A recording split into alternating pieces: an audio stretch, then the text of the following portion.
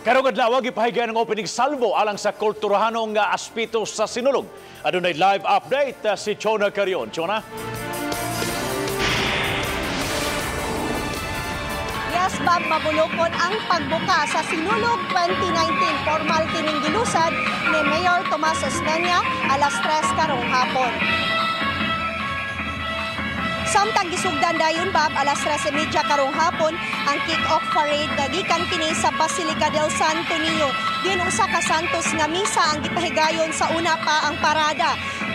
Hangtod kini diri sa Abiliana Sports Complex. Misalmot sa barada, Bob, ang nagkalain-laing tunghaan dili lamang sa Cebu City apan aduna usab gikan nga tunghaan sa dakbayan sa Mandaue ug Lapu-Lapu City. Matag grupo mipakita sa ilang abilidad sa pagsayaw og sinulog halad sang Santo Niño. Din colorful ang ilang mga costumes o props. Hangtod karon, Bob, nagpadayon ang presentation sa participating schools o universities. Lakip, Bob, sa misalmot sa kalihukan ang dili mo minus 500 ka mga pulis gikan sa nagkalaylaing dapit sa Region 7. Kaganiha usab gipasidunggan usab ang pipila ka grupo o individual nga nakatampo sa kalihukan sa Sinulog. Bob, sa pagkakaroon makita nato diri sa atong likod nga padayon ang presentation sa mga participating schools and universities.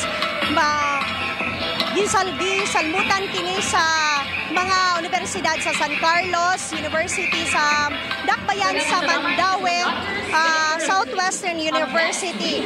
Makita nato karon diri, Bob, nga napuno sa mga misaksi ang Abiliana Sports Complex. Bob? Thank you so much, Chona Carion, sa imong live report.